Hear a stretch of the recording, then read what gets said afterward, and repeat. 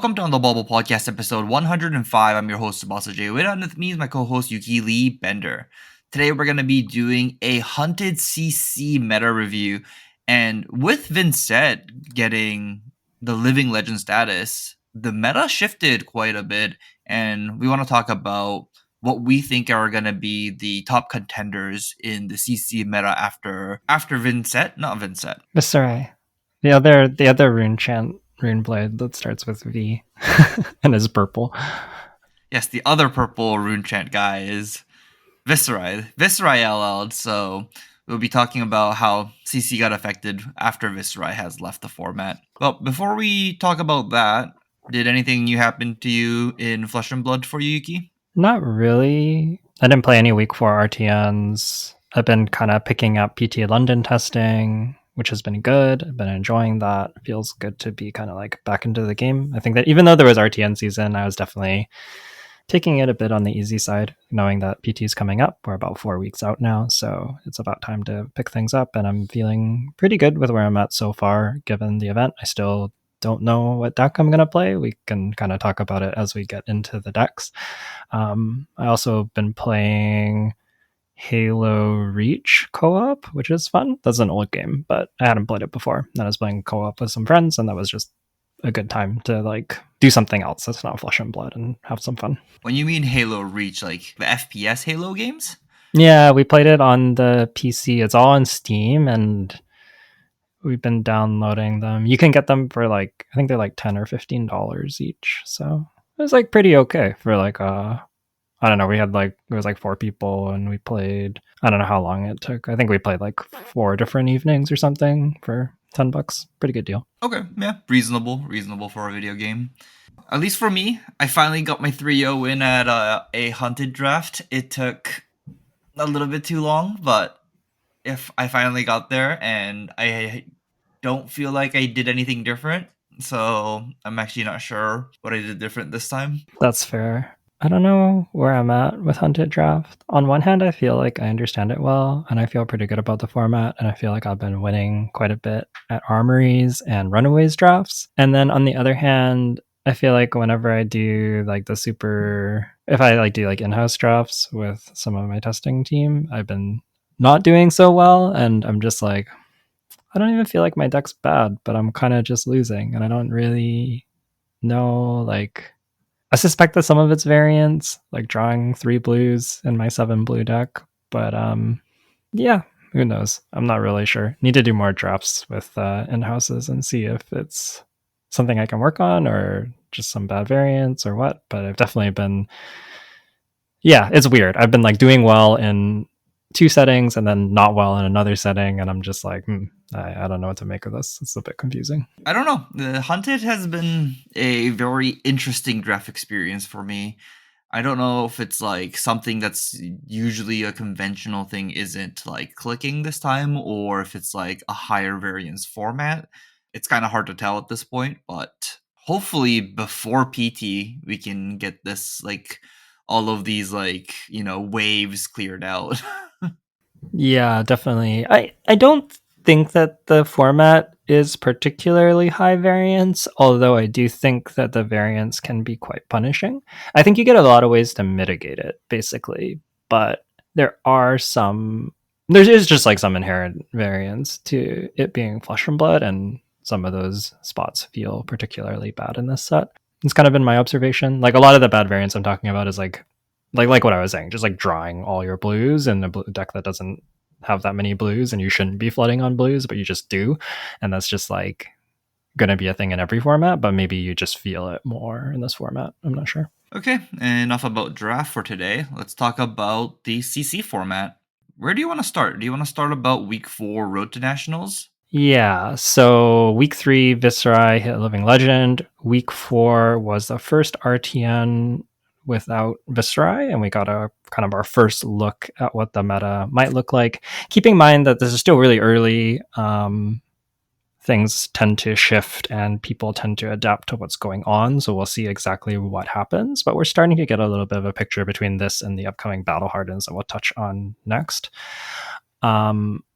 So first place is in first place by a lot, which is kind of a contrast to the last week. So there's a couple decks pretty close together. Viscera is a bit of an outlier, but now we have Aurora being an outlier at 18 wins, followed by Zen and Syndra at 8, New at 7, Prism and Vincent at 6, and then I guess Florian, Verdance, Enigma at 5, and then just down from there. So yeah, Aurora, pretty clearly the best performing deck. She has an armory deck coming out that has quite a few good cards in it. So I think that Aurora is very much the talk of the town right now. I think it's what everybody is focused on. And I think that she is, at the moment, for the upcoming callings, I would say that she's probably the deck to beat at the very least, if not just the best deck. But we'll have to see. If people are able to find some counters to her, then, maybe we'll end up in a triangle meta or something like that. But Aurora does seem really, really strong right now. That is what it looks like from this chart. What's actually kind of like popping out to me right here is that the top 3 performing decks from week 4 are all aggro decks, right? Like Aurora, Zen, Syndra are definitely all aggro leaning more than the, other heroes in the current meta. Yeah, that's definitely true. Something to be said for like aggro decks doing well early in the format. Some of the more reactive decks that want to play a longer game and disrupt need a little bit of time to figure out exactly what decks they're targeting and how to target them. So decks like Assassin typically get better a little bit into the format. And it's sort of funny because we've had this RTN season going on, and this is when you'd expect Assassin to start picking up normally, I'd say. But we had Viserai leave, and Viserai was kind of shaping the format. So it's not entirely a fresh format, but it is a fairly decent shakeup. And so I wonder if that's part of the reason we're seeing the more reactive decks like New not do quite as well this week. That is an interesting. I wonder how much this actually affected it, because I guess the biggest card that doesn't really leave the format but we'll see less play is blue card. What is that card called? Warmonger's Diplomacy. Yeah, Warmongers is definitely the biggest tech piece leaving. Just not particularly good against Aurora. I guess Aurora does have more non-attack actions after the armory deck, but I'm not sure that it's so many that you want Warmongers. And then you look Zen, Syndra, Prism, New, all don't care, and then Vincent is maybe the first deck on that list that starts to care about it, but I still don't think it's quite as good against Vincent as it was against Viserai, especially if you're an aggressive deck playing Warmongers. Vincent is often keen to just block out and play kind of these one card, really efficient hands. But maybe if you're a more fatiguey deck, you could have Warmongers for Vincent still. But yeah, for the most part, I would expect Warmongers to trend down. Yeah. I wonder if there are any decks out there that is going to gain popularity from people playing less Warmongers. Because Warmonger's Diplomacy was a card that kind of was in the format the whole time Viserai was, legal. Mm-hmm. Yeah, no, that's definitely true. Yeah, we're going to talk about some of the decks that we think could be major players in the upcoming meta. And a deck that comes to mind when you talk about Warmongers leaving is Aelia. She does not like Warmongers very much, and if that moves out of lists, that does directly benefit Aelia. And then there's a question of how does she perform into Aurora, Zen, Syndra, etc. And do those decks actually cut Warmongers, or do they just keep playing them? So I guess those are kind of some questions, but I think that Aelia is potentially a deck that could benefit if Warmongers leaves. Yeah, that's fair. Then I guess before we talk about each deck a little bit more in detail, just briefly touch the battle hardens that happened right after Road to Nationals Week 4. So the following weekend after this RTN season, we had Battle Hardened Taipei and Battle Hardened Charlotte happening. I don't think there was coverage of these events. I couldn't find it, at least. I was looking for it. If you did find it, let me know. Let us know. I'd love to hear about it. So feel free to get in touch with us. Comments, social media. I'd love to know about these. But as far as I know, no coverage. Battle Hardened Taipei had 6 Auroras in the top 8, with an Aurora winning, which is a pretty strong statement considering there's no armory deck yet.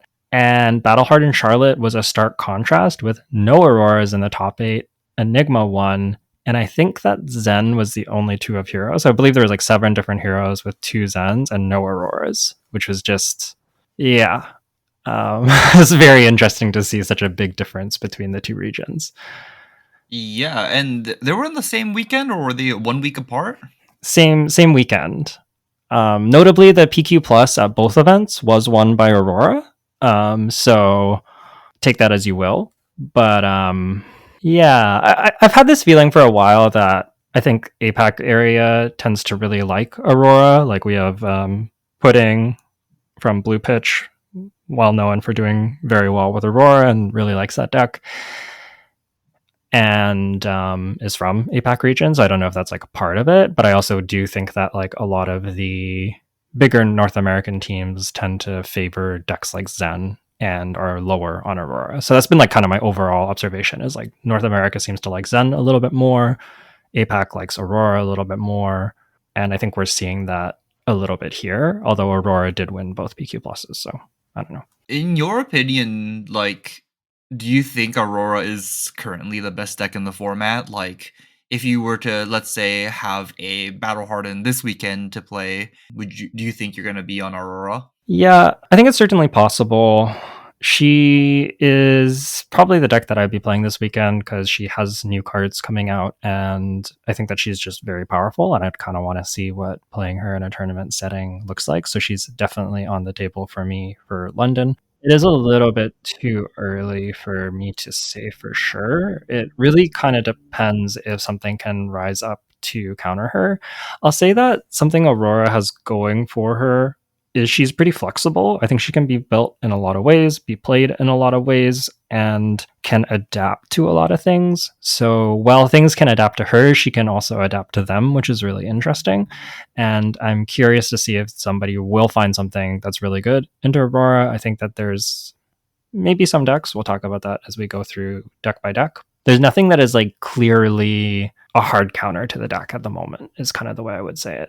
There's decks that are probably a little favored, have a solid matchup into her, but I don't know if there's anything that's like, oh man, if I'm on Aurora, I don't want to see this. And I'm curious to see if we see that arrive or like rise up, or if other decks, like more decks, get good game into her as they target her, or if she just kind of remains in this spot where she doesn't really have too many bad matchups. Yeah, that is a question that I had. If I was like trying to target Aurora and like, make sure I have a deck that can have like a good game into Aurora, what's like a deck that comes into mind that like might be able to counter Aurora? Because honestly, from my point of view, I can't even think of a deck like Guardian.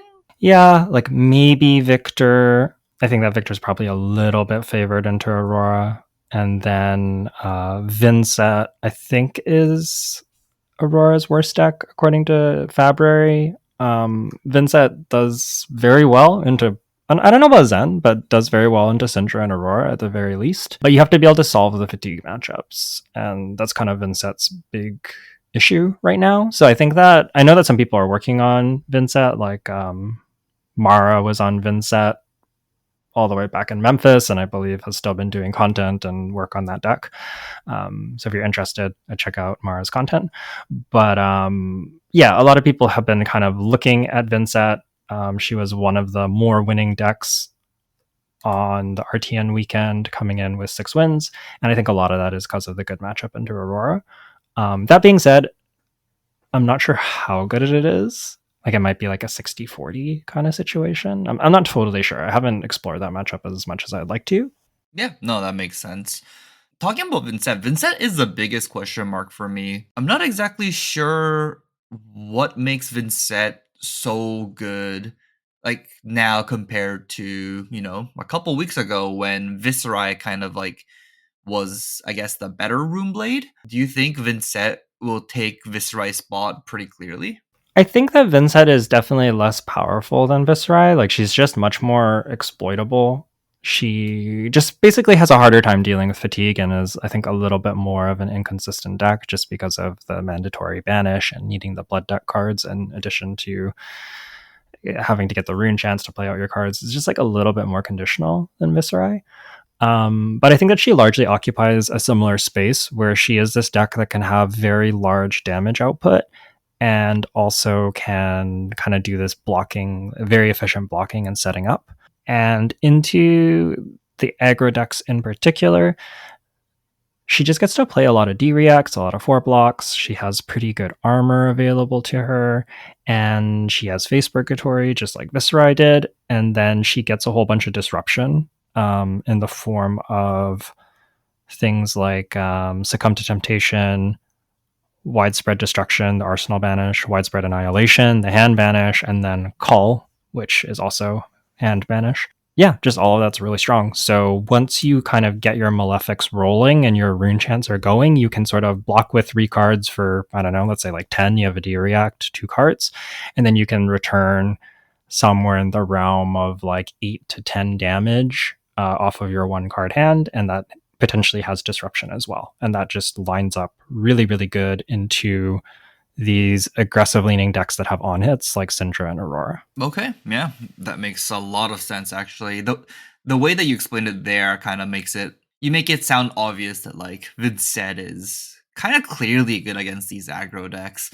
And I guess if she gets set up, or once she gets set up, then she kind of just has the best output in, 3-card block and then 1-card attack. So yeah, seems pretty good right now. Honestly, if I wanted to, beat up just the aggro decks, then Set might be a good choice. Yeah. And then I think for the PT, the big question mark is going to be like, can you solve the assassin matchups? Can you solve like the Enigma matchup if Enigma's going to be a big player in this meta? Can you solve the Guardian matchup if people start going Guardians? Because like I think it's sort of like either Enigma's in the meta or Guardians in the meta is sort of my guess. It will lean one way more than the other, depending on which one, I don't know, has better tools into the field. But yeah, both of those kind of have their own challenges, and it's really about beating fatigue. I think that Call is a really good tool for her. She has more options to combat fatigue than before, but that deck is really hard to play. I've been playing at Armory, and I've had mixed success. I've had some games where I'm like, this deck is great, and then I had a recent Armory where I think I went 1-2 on the deck, and I kind of got smashed. Yeah, I just like lost to Kasai trying to set up and then just died. And then I tried to set up against Jarl and he opened me multiple times and I didn't win that game either. So yeah, I don't know. I don't know where we're at with Vincent. She's like an attractive pick, but she kind of reminds me of like Dash.io, where she's like the deck that beats up the aggro decks, but then you have to beat up all the decks that try to fatigue you. Yeah, where if somebody actually targets the Dash.io deck, like I don't know how Dash.io wins. Yeah, exactly. And sort of like where Dash.io like was being targeted a little bit more, but like to some degree it was like you have armor, you have 3 blocks, you have D-Reacts, you have like a pretty good Dash.io matchup, or you like make life hard for her, a bit of disruption in there, and it's just like make life hard for her. And that's just like something that a lot of decks are playing. And in a similar vein, I think Vincent struggles into decks that are like, I have a bunch of 3 blocks, I have a bunch of blues to AB, and like maybe a little bit of disruption, and that's kind of like a bad combination for her. And again, that's sort of like some decks are just built that way, right? Like Enigma just like has that in her deck, or Jarl just like has that in her deck. And like I think Vincent's getting big enough that maybe people are making some considerations, but I think there's a bunch of decks that just like naturally do well into that kind of strategy. Yeah, that makes sense. And it's like because Aurora's in the format, like people's gonna have the AB1 still in their decks, and that's just good against the rune chance. Yeah, exactly. Like it's a lot of these decks are kind of like naturally good at Vinset, whether they want to tech for it or not, and they can tech for it to make it even better if they want to. Is like kind of what it feels like, and it's up to I think it's really up to the Vinset pilots to figure out what to do in those matchups. Yeah, that makes sense. I guess still talking about the rune blades, I want to go back a little bit to the Aurora side and talk about the armory deck that's coming out. For us, it's gonna be this weekend. It's coming out on March 14th. I think this episode will be out around the same time, maybe a little bit after the Aurora deck already comes out. But there are some cards in the Aurora deck that are very powerful. And I want to talk about Skyward Serenade, which is the majestic lightning runeblade action. And I don't know how to pronounce this card. It's what, Skyzisk? Skizik. Skizik? Yeah. Card called Skizik. Okay. And Skizik is a 0 cost for 3 power lightning action attack that blocks for 3. And it reads, if it has go again, it gets +1. And Skyward Serenade is a yellow lightning runeblade action. It costs 0, says choose 2. Out of 3 modes, the first mode is create an embodiment of lightning token. Second mode is search your deck for a Skizik and banish it, then shuffle. You may play it this turn. The third mode is your attack gets +1. Sorry, your attacks this turn gets +1. And this card itself has go again. Do you think these cards are just like going to be staples in every Aurora deck? Yeah, I think so. I think that Skizik on its own might not quite be there. It being a block 3 lightning that is like a conditional 0 for 4 is actually still kind of compelling. It's decent for sure. It like makes your somersaults better. But with Serenade, it's really, really good. Because Serenade basically just turns this into a 0 for 4 go again that is lightning and unconditional. And if you do it on an arc lightning turn, for example, you also get a ping off of Serenade and a ping off of the Skizik as well from the embodiment. And that's just really good. An unconditional 4 for 0 lightning starter is Aurora just doesn't have that before now, and she gets it now. And that's like a pretty big upgrade that I think is going to slot into every deck. I don't think it's solved what Aurora decks are going to look like, but I think that I would expect these two cards to be part of pretty much every Aurora deck. That makes sense. I think the question here would be, man, Skyward Serenade and Skizik requires, if you play 3 of each, is 6 cards in the deck.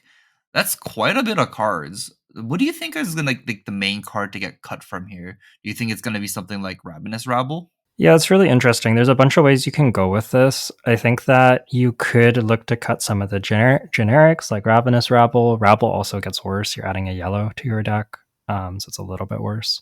Scar for a Scar is a card that's been in some decks. You could cut some of your worst lightning cards, like maybe like Fry is in some decks, or Second Strike is in some decks, or just like whatever you think the worst lightning card is.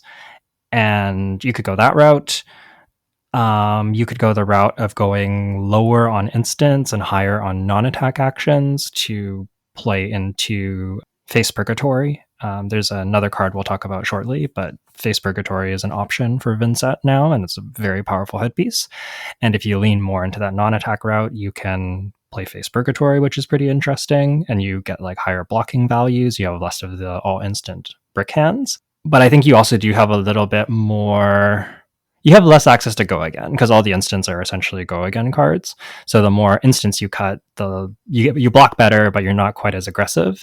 And then I think you can go the other direction and you can play a whole bunch of instants and stay super aggressive, but then you have more of the Runeblade hands because you're potentially cutting like attacks for non-attack actions. It is a non-attack that searches an attack, so a bit of a caveat there. But yeah, I think you can take an existing list and just like cut some cards and put it in, and that will be good. But I also think that there's options for like other ways to build Videt, and I think you can go like heavy non-attack, heavy instant and non-attack if you really wanted to. And those are all they all seem reasonable to me. Like none of them look bad, and I imagine you're going to be better into different decks depending on which variant you go for. Yeah, that makes sense. You kept on saying Videt there, but you mean Aurora, right? I mean Aurora, yeah. Sorry, just spaced out, I guess. Okay, then let's move on and talk about some of the other heroes. You want to talk about, I guess, the ninjas of the format? So this is going to be Zen and Syndra, but I guess they are quite different decks. I just want to talk about maybe just like aggro decks in general in this vein. Do you think Zen or Syndra is just going to be like the worst aggro deck compared to Aurora after the armory deck comes out? I think it's definitely possible. One thing I was going to say about the armory deck before we move on to Zen and Syndra is just there's also a blue block 3 NAA that makes an embodiment and draws a card if you've dealt arcane damage. You always get the embodiment, the draw cards if you've dealt arcane. And just a blue block 3 lightning card is like pretty huge. We only really have Current Funnel and Heaven's Claws currently. So this is a deck card that slots pretty cleanly into the deck and can also enable Face Purgatory. So while the card on its like face is not like super powerful, I think it can do some interesting things. And yeah, it's also just a blue block 3 lightning NAA, and it enables Face Purgatory. So I think that's like another card that Aurora is getting to keep an eye on. But back to Zen and Syndra. Syndra in particular, I'm not entirely sure what she is doing that Aurora isn't. You're kind of this go wide aggro deck that gets to play some D-reacts and has a bunch of on hits. I think that describes both of them.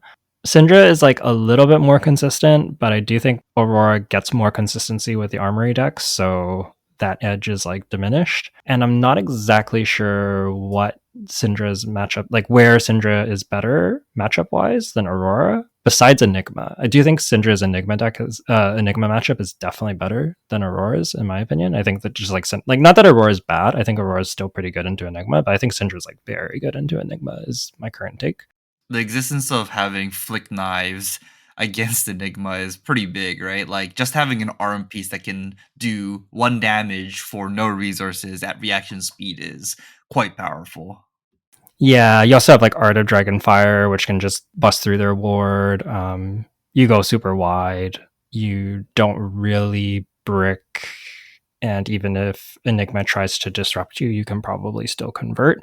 And you just have a very, very fast clock. So I think that like Enigma can still win. She's still Enigma when she does her powerful things and like she can beat any deck.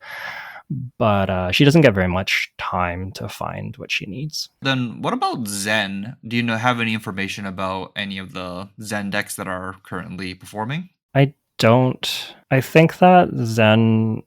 My perception of Zen is that he's like largely kind of a known quantity. I do think he's flexible and can be adapted to be like a little bit more aggressive or a little bit more defensive. Last metagame, we definitely saw more defensively leaning Zen decks doing well.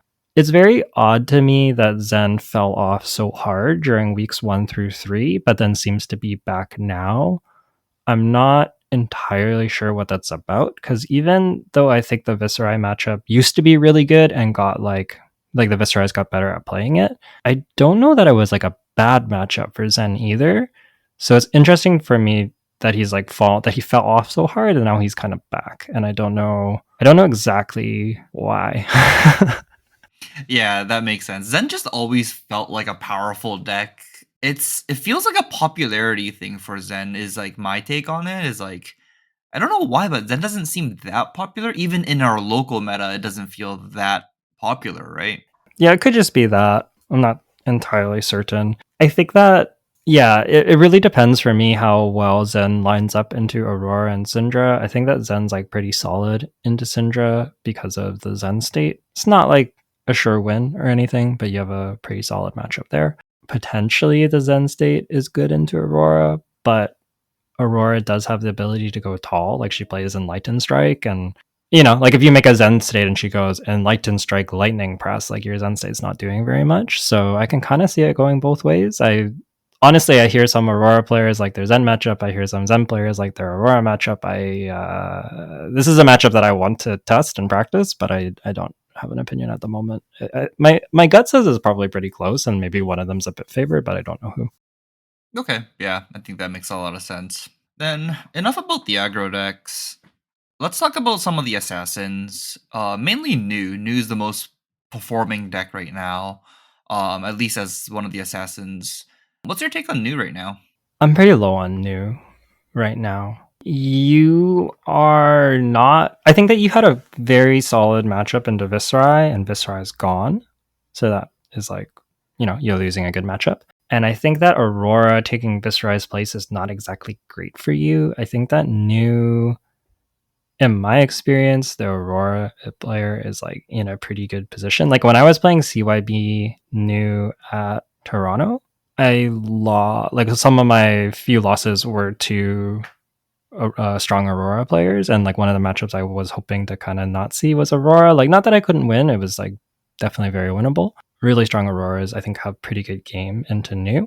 I think that Zen, while is like a solid matchup for you, is like not free, and Syndra is also kind of challenging. So yeah, just like all the aggro decks just getting to play a bunch of D-reacts and kind of just like be very consistent, have resilient hands, and have some access to armor just has been like a little bit hard for new for me. I think that like at an RTN level, I think she's still pretty strong. You have to like play very, very well into her. But I think at a PT level or even a calling level, I kind of suspect that she may do a little worse unless people figure out a way to deal with these decks, especially Aurora and Syndra. Like those are the two decks that are making me not want to play new. And I guess like also like your other matchups also aren't great. Like there's still Enigma in the format. Verdance is okay for you, but like not free. Prism, I think, is like kind of rough unless you tech some extra poppers, but you're also teching for the aggro decks. Like, I don't know. What do you think about new? I know you've played a lot of new. Do you agree with me? Yeah, I'm very low on new right now. I think new's really powerful against decks that are playing a lot of blues, and obviously like her hero text just like lets you play blues from your opponent. So the more blues that your opponent plays, the better that matchup becomes. And I think my biggest problem right now would be Prism. Prism being kind of popular. I feel like out of nowhere. I think we'll touch on Prism a little bit later in the episode, but man, it feels out of nowhere that Prism came out, and every time I sit across a Prism, I do not want to play the game anymore. So it's uh it's definitely probably my number one biggest, like, a deck I cannot beat with new, at least with the current builds, and I don't know if adding Fyendal's Fighting Spirits is enough to beat Prism. Yeah, some sevens definitely help you. I think that new can get there against Prism. Prism does have like the heralds often, the blue heralds, some of them that you can steal, which are pretty good. They're 5 powers, and some of them have relevant on hits. But I guess aside from that, like, yeah, like dragging out the game does help you get those, but it's still like, even if you add 3 Findles, it's not free. It's not even, I don't even know that it's like 50-50. I think it's still not good for you. It's like more playable is how I would kind of put it. Yeah, it's a little bit more playable. I think the biggest issue is that Prism gets to play the dominate attacks, and Mm-hmm. you just don't have an actual fridge. You typically run Mask of Recurring Nightmares, Fyendal's Fighting Spirit, and then your arm and your leg piece only block for one. So the second dominate attack is basically unblockable and just allows Prism to snowball out of control. Yeah, and you can bring in the D reacts, and I think that you're like kind of supposed to, and they're decent, but a bit of a double edged sword because if Prism just goes like 7/7 every turn, you're not happy. So you kind of need to take cards from her, and the D reacts don't really let you do that as well. So it's tough. Yeah, I think that matchup's hard. And imagine if you're playing CYB. Oh, no blocks. That's no blocks that aren't converting, and you're probably not gonna get to play all six. Oh, that sounds awful. Yeah. CYB into Prism is you don't have a good matchup in general, but CYB is even worse into Prism for sure. Do you want to talk about Prism next? Because we've been talking about it. Yeah, let's talk about Prism. What's your take on Prism? She just like boomed in popularity kind of out of nowhere in the last like 2 to 3 weeks. Do you know why she's popular now? Yeah, I think the biggest reason is that she has a good Syndra matchup, a very very good Syndra matchup. I think that that matchup is like kind of cursed for Syndra if the Prism is good, and if you don't have poppers, if you tech poppers, things probably change pretty drastically. That's usually the case. Like it's just like one of those like, okay, you're behind by a turn, but like, oh wait, now I time walk you once, so you're no longer behind by a turn, and now we have a real game. And if I pop you twice, you like probably just lose. Is kind of how I envision that matchup going. So I think that there's definitely room for decks to adapt to Prism, and that makes me like not sure about her continued success. Like Prism feels like a bit of like a Kano, like like people don't have their AB. Kano's fantastic, and then people are talking about Kano, and you don't want to be Kano. I think before that was not so the case with the tomes. Like she had like a aura plan that she could lean into. She was just like powerful enough that she had ways to get around it. She didn't love poppers, but you could kind of mitigate it. But now I think if a bunch of people are attacking poppers for you, you're going to have a bad time. That being said, you're good into Syndra. You are at least decent into Aurora. I think you're probably slightly favored. Your Zen matchup is solid. He does have some builds have quite a few poppers, but you're still pretty solid and you're good into new. So like all of that's pretty good. And I think that your worst matchup by far before was Viscerai, just because he blocks well, he has a bunch of poppers, and he does a lot of damage, and you kind of don't like any of those things. Also, the rune chants, like you make your angels for 4, and then he's like, here's 10 rune chants. Can you stop all my rune chants? And either give him your whole hand or you're like, no, and your angel's worth 1. And that's really sad. Um, so, yeah, that matchup was pretty tough. And I think that's why we're seeing Prism do so well. Yeah, okay, that makes a lot of sense. And yeah, you're talking earlier about how Syndra versus Prism is kind of cursed for the current Syndra lists, and yeah, Zero Popper Syndra versus Prism is that matchup looked miserable to play for Syndra's side. So and it's kind of still, and then Prism is just really good into all the the top performing decks. So I guess unless she randomly pairs into someone like Jarl, she's gonna have a good time. Even Yarl, a lot of Yarl, like some of the Yarl decks that I've been doing well are on CYB. Not all of them, but some of them. And stuff like Felling and Plow just aren't actually poppers. So, and most of them aren't playing the Guardian Blues, or like not very many of them, because they don't want to get smashed by new. So between all of that, I don't know. I haven't played that matchup, but just like I think I was looking at a Jarl list at top something and it had like 12 poppers or something, and that's not that many. Honestly, yeah, that isn't that many. I was just thinking that cuz in my Victor list that I played recently, I was playing basically every card in the deck was a popper except for Rouse the Ancients. So, yeah, I guess Victor will be your worst matchup. Yeah, or like a brute if you randomly run into a brute, but this meta seems pretty hostile to brute. I don't think Leviathan won one RTN. No other brutes won an RTN yet. It's pretty grim. Man, remember last year at this time in March, people were complaining about KO being the best deck in the format. He was really good, and then Zen came out, and then Rosetta came out. And I would say and then Hunted came out, but I think that he might actually be fine if it was just like Syndra running around, but I don't think he can deal with Aurora and Zen very well. I was thinking about KO. Yeah, I don't know. I played that deck and I felt really sad. I was just like, wow, this deck feels pretty power corrupt. Just like a lot of things I was doing, I was just like, this was a lot better in heavy hitters where you're just like, oh, swing big. I have a might come in for 9 off 2 cards. That's great. And now you're just like, Vincent has like 1 card nines. The Earth Heroes have like Fellings. Syndra gets to play like 0 for 7s. It's not as good as it used to be. That's fair. That is fair. Yeah, when the devs said KO is not gonna be a problem, yeah, they were right. KO was not a problem. Yeah, he was good for a while and then he's gone. He needed the tools, and even with the tools, he's just, yeah, sadly not really able to keep up. Yeah, I kind of expect that to continue. Maybe someone will prove me wrong. I don't know. I know people like KO. You do get to play a lot of 2 for 6s that have hate, so maybe. Yeah, I'm not too keen on that deck at the moment. That's fair. That's fair. I guess moving on, and let's talk about the other illusionist, Enigma.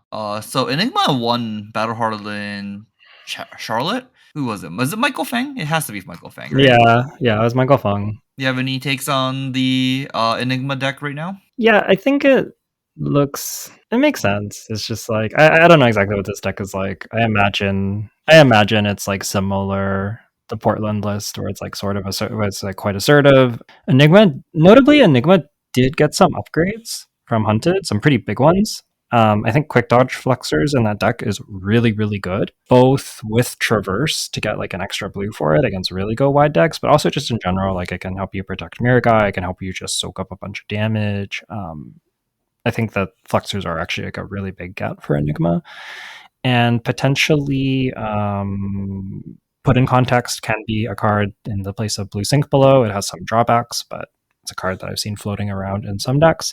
And then Shelter is also just, I don't know, good D react, another 0 for 4, fits pretty cleanly into Enigma. I don't know if you play all 9 or not. Yeah, like I think it's easy to be like, oh, no illusionist Enigma didn't get anything, but I actually think she got quite a few tools. The problem is Syndra is quite good into Enigma. So if you can solve Aurora, Zen, and Syndra, I think you have a really good deck because you're good into basically everything else.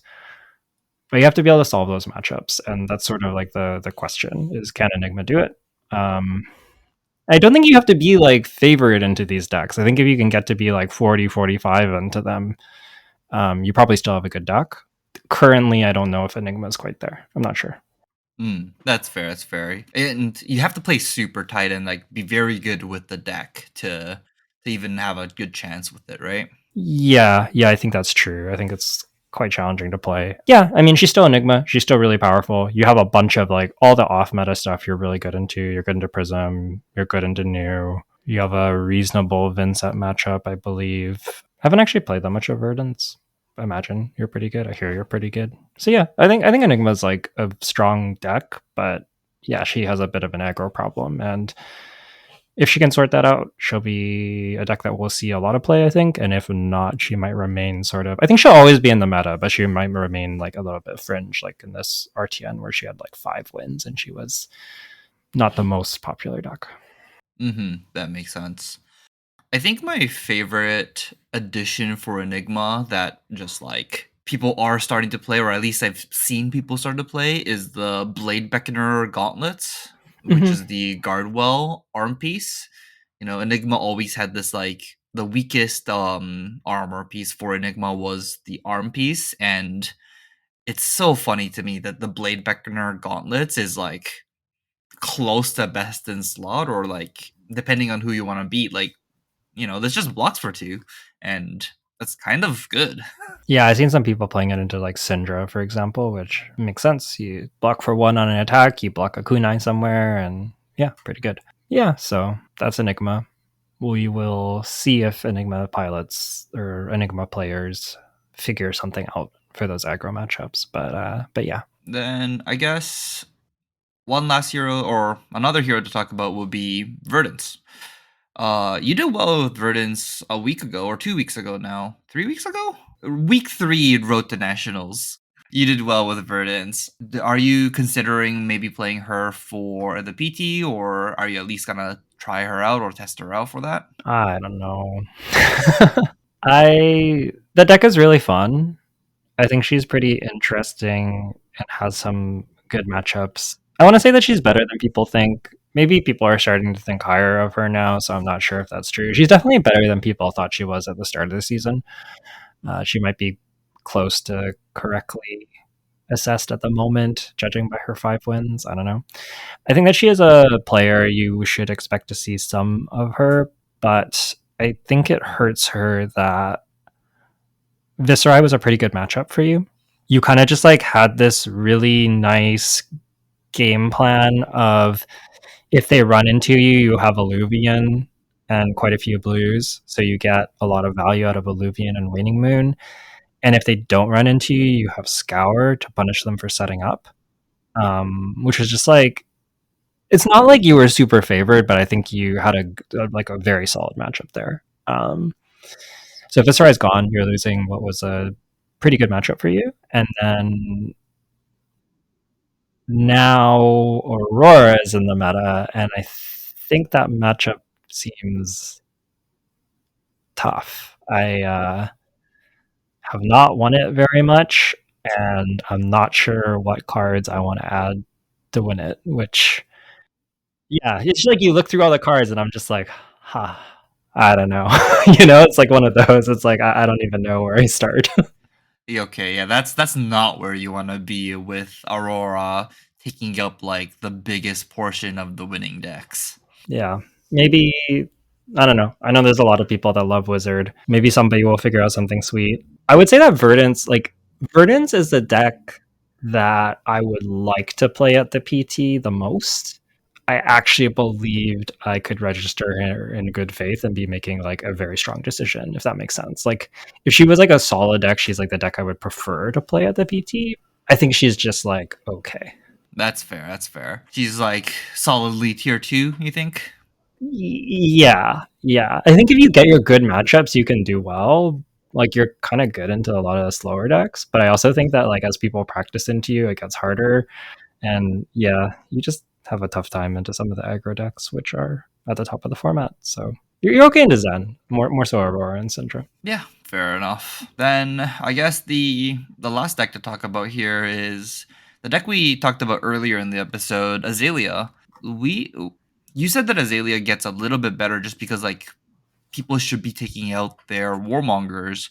I feel like Azalea is always like in the format somewhere and like somebody plays it, but I always lose to it when I forget about her. Do you think she's gonna rise back up because like warmongers are less popular? I have no idea. In theory, I want to say yes. I want to say like Azalea is a strong deck that does powerful things, and so like she should get better with Warmongers leaving.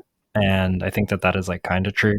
That being said, she won two RTNs. I don't know if that was just like her not being played very much or what, but yeah, she sort of like has to prove it. I will say that as Aurora decks move away from instants, into non-attacks, they have less ways to cheat Red in the Ledger. Like Lightning Press is really good against Red in the Ledger, for example, but Skyward Serenade is not very good against Red in the Ledger. So there is that. I don't know if that's like enough to make that matchup good. Syndra's been fine into Azalea, but if you like cut Warmongers from your Syndra deck because you like want poppers into Prism, for example, that could change. Zen is a very similar story, like fine into Azalea. I don't know what happens if you cut Warmongers.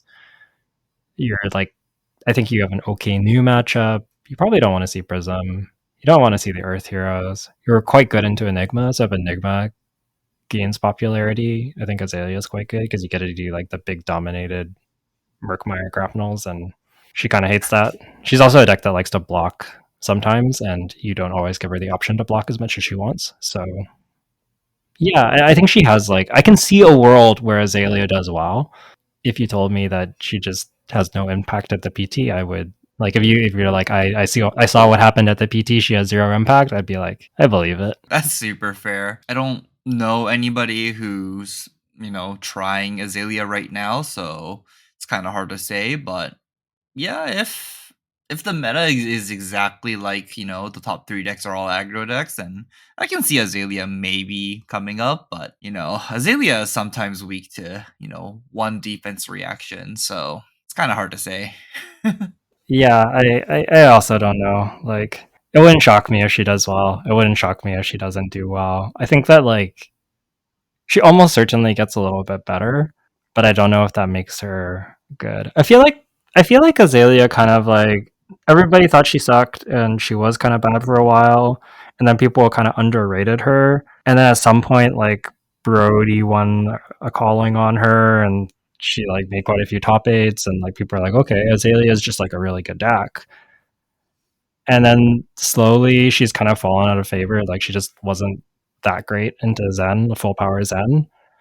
And since then, I feel like everybody's like, yeah, Azalea is powerful. She can still be good. And it just like hasn't happened. And so I'm starting to like wonder if like, you know what I mean? Maybe she's just like a bit dated at this point. Well, yeah, she doesn't do anything unfair. Like, Mm. Red in the Ledger sounds unfair, but honestly, that card is just an arrow that hits for 5, so that's not that unfair, honestly. Yeah, like I think so many of these Azalea games come down to like when you just sit there and you do the thing every turn, you smash them. But like sometimes you don't do the thing every turn and you like stumble a turn and you die for it. So Or you play anyone with a fridge and you just like look at your arrow for 8 dominate and they just like completely block it out without any worries. yeah. Curious to see what happens with this deck. It's one to keep an eye on for sure. Wonder if we'll see it pop up at the callings at all. But yeah, who knows? Then let's close out the episode here. Okay. So that's going to wrap us up. Before we sign off, I just want to say thank you so much to all of our patrons. We couldn't be doing this without you. So thank you for all your support. And thank you to all of our listeners who have tuned in and listened to this episode and listened to our episodes each week. We really appreciate all of you. The support has been incredible. We're going to be wrapping things up. If you want to get in touch with us, Jay is at UadaJ and I'm at Yukili Bender over on X or Twitter.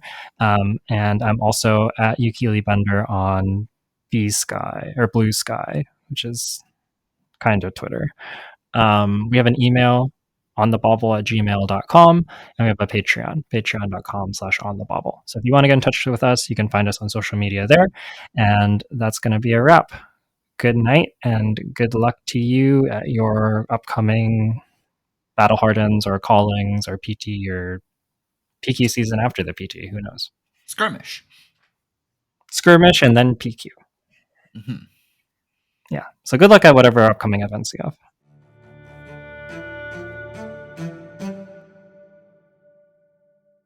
Sign off? Do you have anything? Yeah. I So yesterday we were drafting, just like regular armory draft, and we had somebody from out of town, Toronto area, come and draft. I think they were like in town on a work trip, and so they got to play some Flesh and Blood, and it was cool. They got to come draft with us. Um, they're in my pod, and they're handing out the packs. There's 4 people with packs and 2 people who do not have packs yet, and they have to go get another box because they're out of packs in the box. So the person goes to get some packs, and then this player who is from out of town is just like, "Here, you can have my packs," and like passes them down to me, and I'm like, "Sure." Like, I guess you're kind of closer to the edge of the table, so like I guess that kind of makes sense. Like, sure, I'll take your packs, thank you. And then he just goes, "Yeah, last time I passed my packs to somebody, they opened a Marvel Slippy in this set. Hope that doesn't happen again." And I was like, "Oh, okay." So then I go start opening my pack, and I see a back, like a two-sided back, and I go, "It's probably just an art card." No, it's Marvel Syndra. um, so he gave me his packs. I open Marvel Syndra. Pack 2, I open EA Rainbow Foil Hunt's End. And pack 3, I open Saber Bloodshed in the pack when I'm already Arachne and also a Hide Tanner. So yeah, somebody came from out of town and I just like kind of accidentally robbed him by taking. I didn't really do anything. He just like handed me his packs, and I robbed him. But yeah, it was funny. Yeah, wow. You robbed the 3-0 out of that draft pod and you robbed all the valuable cards from the pod as well. Yeah, and I didn't really do anything to get those cars. He just kind of passed them to me. He was a good sport about it. Like he was really disappointed, but he was also like, "This will make a good story, and my locals will laugh." So I'm glad that he took it in good faith. But I definitely felt a little bit bad. I was like, "Oh no." Yeah, that's some crazy 3 packs though. Oh. It's kind of funny because I don't think I've been that lucky in general with booster packs in this game, and certainly not this set. And then I just got like all the luck in exactly that moment. I don't know. Well, now you have Syndra Marvel. Maybe that's a sign for you to play Syndra at the PT. Maybe. We'll see. I don't know. Maybe if you can figure out the Aurora matchup, you can bring in some poppers for Prism. Maybe. I think Syndra's not a terrible choice. I just don't know if she's better than Aurora. Maybe Mhm. she is. I'm not sure. Yeah, that's fair. That's fair. Yeah, well, the next couple weeks is gonna be a lot of talk about Aurora, and we'll see what happens with that deck. So I kinda, I don't think it's. How do I say it? I have a feeling it's gonna be like just Aurora for a little bit, and then we'll see if something beats Aurora. Is I think where we're gonna be at the beginning of the PT. Yeah, that's super fair. I guess I never asked you. What do you think's gonna win the next calling Kobe? One deck. Yeah, Uzuri. Oh, Shoma's just gonna win on Missouri again. Yeah, clearly. I believe I in feel like Shoma. he's been playing a lot of Ira lately. Like I see him posting on social media about like winning or top eighting with Ira. So I don't know. Maybe he's saving. Maybe he's like saving Missouri as a secret. That he's like, I got them last time. I just need to pretend I'm on Ira, and then I show up with Missouri, and no one's gonna be ready for it. Maybe that's his plan. Mm. Nah, I'm pretty sure he's gonna be on Ira. Like, I'm pretty sure he's gonna be on Ira too. Yeah. no. We need another Japanese guy who that we don't know a name of, and they're gonna play Uzuri, and they're gonna win the tournament. Calling it now. If Uzuri wins, I called it first. Okay. Okay, yeah. Then we'll sign it off here then. All right. Good night, everyone. Good night.